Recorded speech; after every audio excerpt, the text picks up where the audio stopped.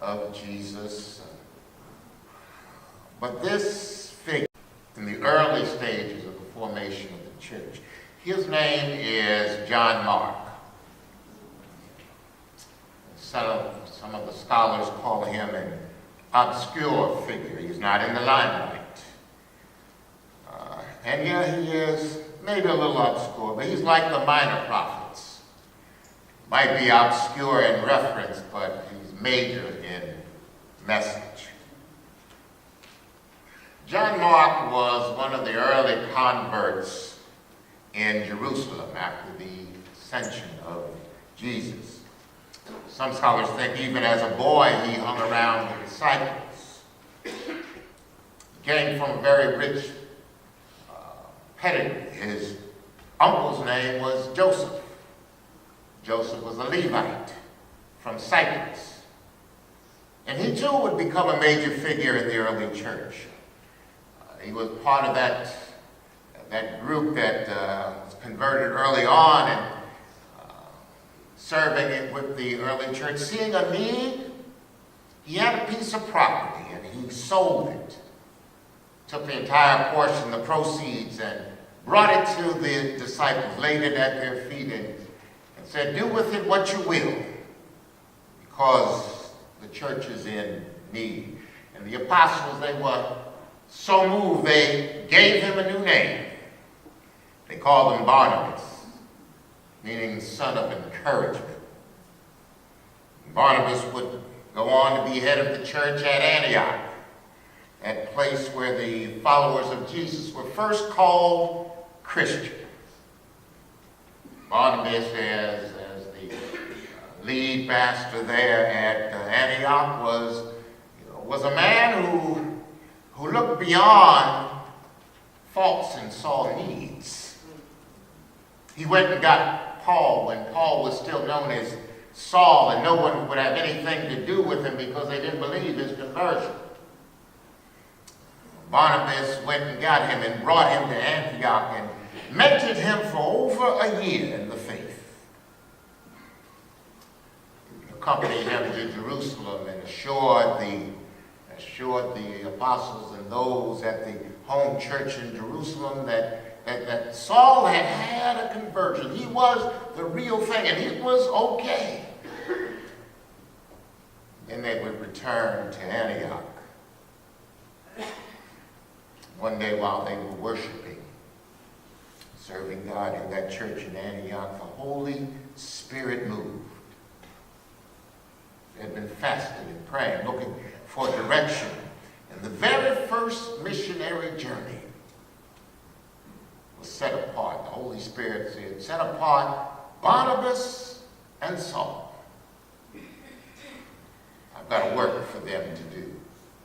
They laid hands on them, they anointed them, and sent them forth. The very first mission with intentionality, very specifically, to go and start what Jesus had told them to do in the first place: go into all the world, preach and teach the gospel. And so they went.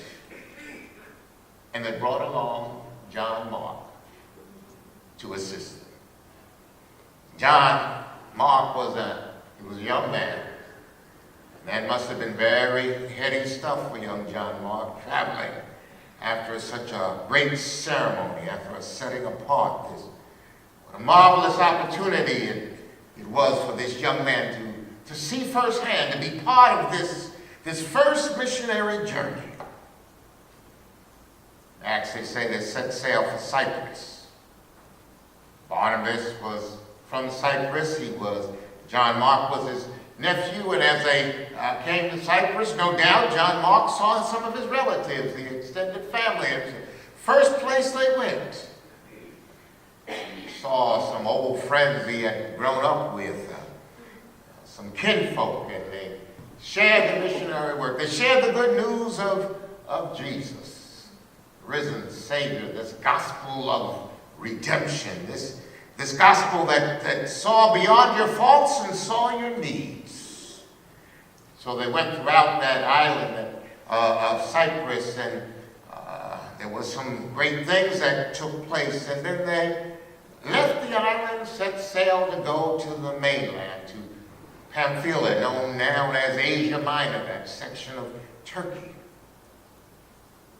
When they landed in Pamphylia, it's a little different from young John Mark. See, he was no longer in familiar territory. It was a different language. There were different folk. It was a different culture. He had never been there before. There were no relatives and friends. The language, the customs were different. He saw sights he had never seen nor even imagined.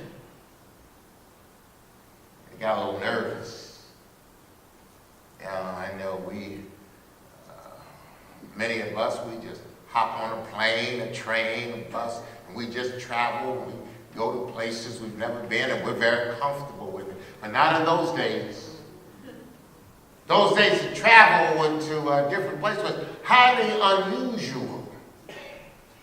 Running into folks of different customs, and especially as Jews at that time, because they were a conquered people. John Mark took a look around. This was quite different than what he had anticipated. And at that point, John Mark decided, this is not what I thought it was going to be. And he decided to go home. He goes back to Jerusalem, to his mother's house. Now, you may look at young John Mark, with kind of skepticism. But he's no different than those who leave home for the first time. Get that first job, go to college, find out it's not quite what you thought it would be. Find out it was more than you thought it was. Sometimes that no different than those who get overwhelmed. It's always interesting as we see students come in, especially freshmen, their first time away from home, really on their own now. Can't wait to get away. There's we got a lot of colleges, universities in this area, but we don't want those who were raised in Washington. We don't want to stay in Washington. We want to go someplace else. Don't want anybody looking over our shoulder. And we're going to do everything that we're big and bad enough to do. We're going to explore. And then that first Thanksgiving, the bus is packed. Can't get home fast enough. That's John Mark. He was away for the first time in a strange place, and he said, this is not what it was packed up to be. I didn't imagine, so he goes back home. There's a modern phenomenon we call failure to thrive. Failure to leave the nest, and we put it on that millennial age group. The scripture says that's nothing new. This is not just something that millennials do. If you baby boomers, or I say we baby boomers, y'all remember when you first left and then made it back home, newly degreed and still came back home, got a nice job, but still, I don't think I want to do this. That's John Mark. John Mark returned home, and certainly he felt a sense of shame. His expectations, all that he expected to do, hadn't been reached. He was disappointed in himself. Whether anybody said it or not, he had failed in his own mind. He was at home when Barnabas and Paul returned. They returned in triumph and began to talk about everything that had happened and how glorious and how many churches had been established. You know, when someone is successful at something that you were not able to handle, there is a weight of disappointment. Not from the outside, but from the inside. That's what John Mark was going through. Then it says that after a while, time passes. John Mark gets a little older. Paul decides, Barnabas, we've been here a little while now. Let's go on back. Let's go back and see the churches that we established. Let's go back and find out how people are doing. Let's take a second journey. Barnabas says, that's a good idea. Okay, let's get ourselves together. And Barnabas, the son of encouragement, see John Mark and says, John Mark, I'm going to give you a second chance. Let's give it a second try. Come with us on this missionary journey. And so he and Barnabas and John Mark, they meet Paul and getting ready to go on this journey. But see, Paul is of a different opinion. Paul says, who's that? You know who that is. That's John Mark. I know who it is, but I also know and remember that he left us when we were just getting started. We went to Pamphylia, crossed over into that new land, and he headed for home. You might want him, but I don't want him. Now, wait a minute, Paul. Let's not be so harsh, you know. Look, I don't have time to fool around. We don't have time to babysit. Whoa. There's a major disagreement here. Barnabas sitting there, you got to remember now, one, that's my blood. And Paul, you're saying leave him behind. You're looking at all his faults. Do you remember yours? You weren't always one preaching the gospel. In fact, you were persecuting the church. Do you remember who got you? Nobody would talk to you. Nobody trusted you. I brought you back.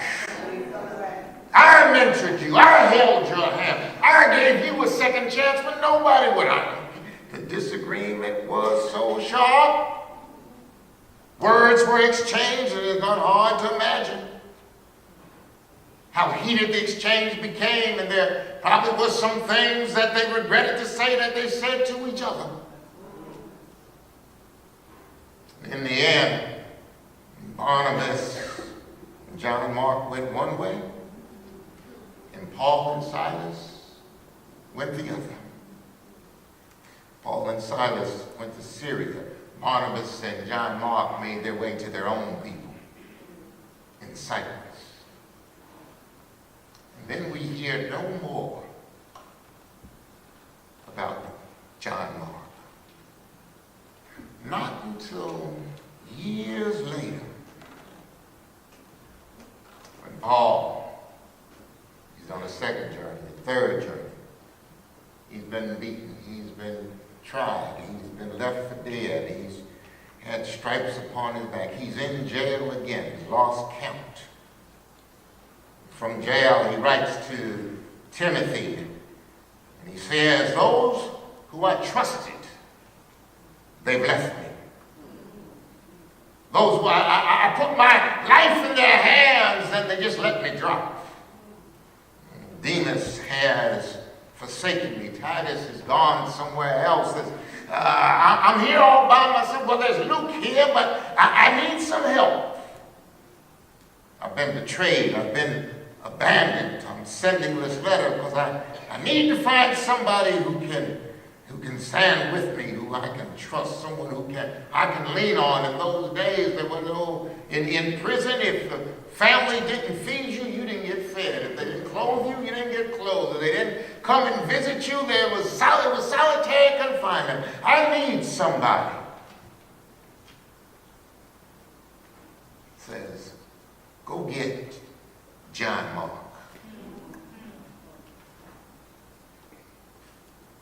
He's helpful. Tell him to bring the nobody else to turn to. Go get John Mark.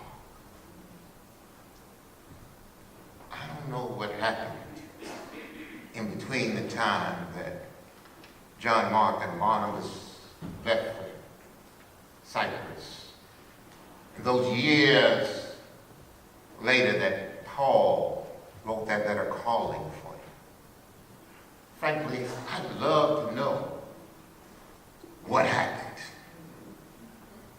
When I read just personally, I hear Paul saying, we don't want to take him.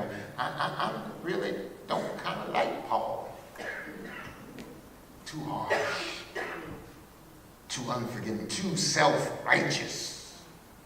But something happened.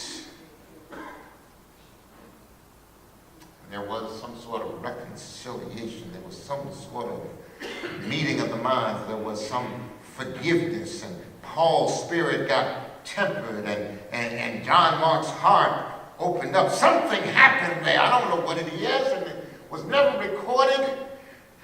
And I think it's because if it was recorded, we would miss the truth. Miss the truth that needs to be heard loud and clear. The truth is that this is about faith's full journey. See, faith, and our journey of faith is not from triumph to triumph. When you come to the Lord, when you walk in His way, when you serve God, when you get together with the people of God, it's not all peaches and cream. It's not all agreement. It's not from mountaintop to mountaintop. It's not from achievement to achievement. And sometimes if you listen to some of these, I won't call them preachers, but motivational speakers, they'll say all you have to do is believe and everything will just fall into place. But that's not the truth. When you walk this journey of faith, it's a journey not from mountaintop to mountaintop, but through missteps and misunderstandings and disagreements, and it's through outright failure. Yeah, you put your hand in God's hand, but sometimes we know we pull it back.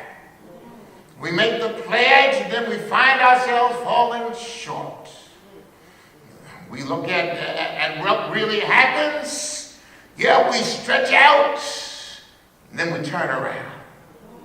We disappoint each other. We disappoint ourselves. We trip, we stumble, we fall. Sometimes we blame it on the devil, but it's not the devil, it's us. That's the reality of this faith journey. That's what John Mark went through. That's what Paul went through. See, the way the Bible is taught, sometimes we get the wrong impression that everything is blessed. Everything falls into place. It's like how we teach history. In elementary school, we give lessons of history, black history. We give the luminaries. We talk about the Jackie Robinsons, the Thurgood Marshalls, the Booker T. Washington, W.E.B. Du Bois, but we don't get deeper. We stay right there. But the truth is, our history, our story has some things we need to look at. Benjamin Mays graduated high school at 22. Oh, yeah, he was a scholar. He was here at Howard. He was president of Morehouse, turned it around, changed it. And that's not how he started. He had some stumbles there. He had some obstacles he had to go through and climb and conquer. Howard Thurman the same way.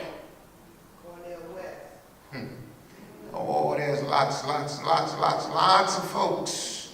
And when we look at their walk and their faith, it's not all smooth. Talk about Booker T. Washington and the debate between Booker T. and W.E.B. Du Bois. And it gets so skewed that Du Bois had to write, really there was no, this animosity that you talk about, that was between our followers. It wasn't between us. We both knew that education was important. Booker T. Washington was different than Du Bois. Booker T. Washington was born in slavery. He knew it firsthand. so when he started talking about education, he wanted training. Well, yeah, he talked about agriculture because he was a product of the farm. That's the context in which he lived. And you know, it gets different when it's not just a theological preposition. It's not just a philosophy. When you're not just shooting ideas into the air. He knew the reality of slavery. He only lived to the age of 54.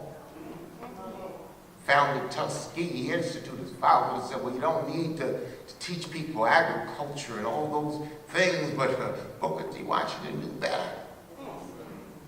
W.E.B. Du Bois only saw a farm from a distance. Only heard about slavery from some stories. He grew up in Massachusetts.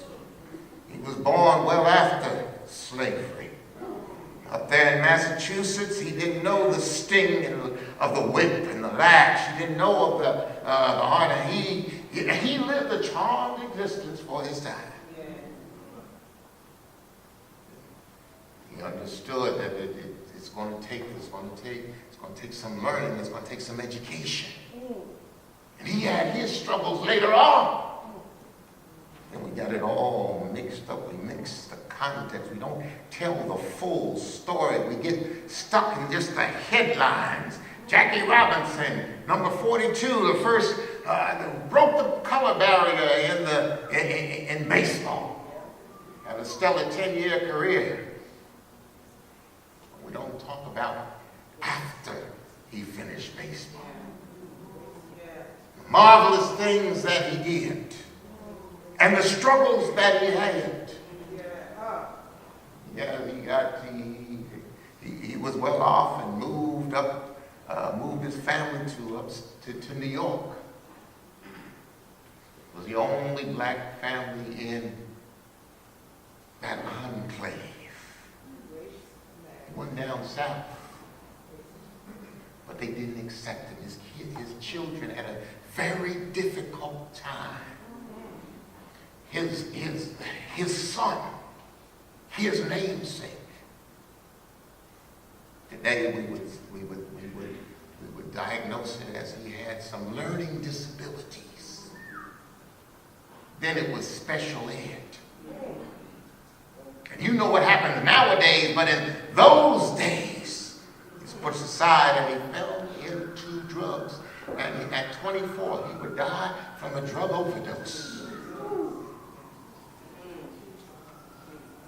Father, all that he tried to do, that hurt his heart. He was a Republican. He was active in politics.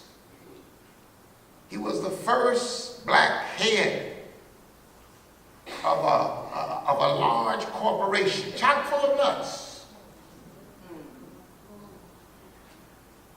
Go read his history, go into depth, and you'll see that there were some struggles, there were some failures, but faith's journey, you just keep on going. The full journey of faith is not blessing to blessing, mountaintop to mountaintop, achievement to achievement, bright sunny day to bright sunny day. No, there are some storms, there is some wind, there's some rain, there's some disappointments, but if you keep going, something happens. With just a little kernel of faith. Oh, why are you preaching that this morning? Because there's someone here who is in the midst of a journey. They put their hand in God's hand, but it's not working out like they thought it would. There's someone here who's coming back, trying to make their way back from some tremendous failure, some fault, some disappointment. They haven't even shared it with their family, but it's there. It's staring them in the face, and they're wondering, can we make it? How do I go on? Just take one step in front of the other. Just put one foot in front of the other, one little step of faith to another step of faith. And you'll make it through the valley. Even And Jesus said, you know, anyone who follows after me will be like a man who builds his house upon a rock. Build his house upon a rock, and the storms will come. The rain will fall. The winds will blow. But if it's founded upon the rock of my word, you will survive. Someone here this morning. I don't know. I don't know where you are on your faith walk. I don't know what's going on in your life. But I'm here to tell you this morning that the full journey of faith, there's nothing you're going through that you're going to go through by yourself. There's nothing you're going to go through where the Lord won't be nearby. Oh, you may not see his hand, but he's working. You might not feel his presence. That's him going before you. You might throw yourself back up and then something stops you. That's his hand behind you. You feel your legs giving up. He's propping you up on every leaning side. Oh, the Lord is there. This is a full journey of faith. Hey, Pastor, I hear you. Families, there's no guarantee that your marriage is going to work out. Families get estranged. And some of them carry it to the grave. That makes no sense. You've got a God who will open up your hearts, and that estranged member, they'll open up their hearts, because when they cross over Jordan, it's not going to be just the people that you like over there. It's not going to be just your favorite cousin over there. No, your brother and sister whom you couldn't get along with over here will be over there if they love Jesus. Making their way back. John Mark, how'd you do it? I just put my hands in God's hand. No, I put both hands in his hand. And I just held on. And when I felt myself slipping, I just mumbled a simple prayer. Help, Lord Jesus. Make a way out of nowhere. My strength is falling, so I'm counting on you. I don't know if I can make it. It's not what I thought it would be, but help, Lord Jesus. Oh, somebody knows what I'm talking about. Somebody's in a good position now, but you weren't always there. Somebody right now, you've stumbled, you've fallen, a misstep in business, wondering how you're going to make it. Don't give up. Hold on to God's unchanging hand.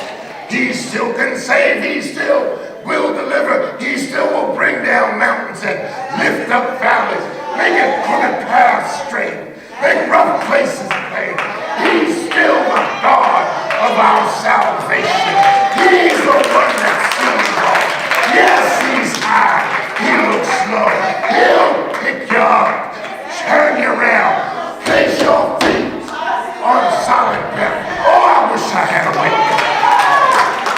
Is there anybody here who knows about a God who redeems, a God who saves, who picks up those who are broken, mends those who need fixing? Is there anybody here who's unashamed to raise their hand and say, yes, Lord? Yes. Oh, yes. He is a Lord. A mighty God. Oh, what a mighty God we serve. Angels bow before him. Heaven and earth adore him. Oh, what a mighty God we serve.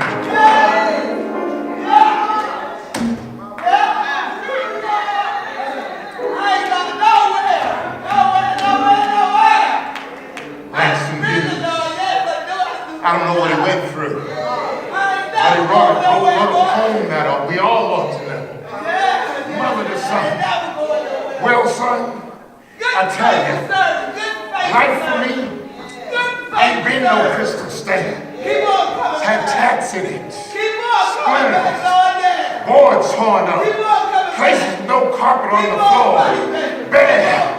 But all the time, I've been climbing on, reaching angles, turning corners, sometimes going on in the dark where there is no light. So boy, hear me now. Don't you turn back. Don't you sit down on the steps. Cause you find it's kind of hard. Don't you fall now. I know, but I'm still going, honey. My steps are aging, but I'm still climbing. Arthritis got a cold. Thank you for visiting Florida Avenue Baptist Church Virtual. Our physical church is located at 623 Florida Avenue Northwest, Washington, D.C. We are located right next to Howard University Hospital, and ample free parking is available in their Howard University visitors lot. Our services start at 10 a.m. and we'd love to see you. We encourage your financial support through our online giving, but most of all, we want you to share this site with your friends and family. May God's richest blessings be upon you.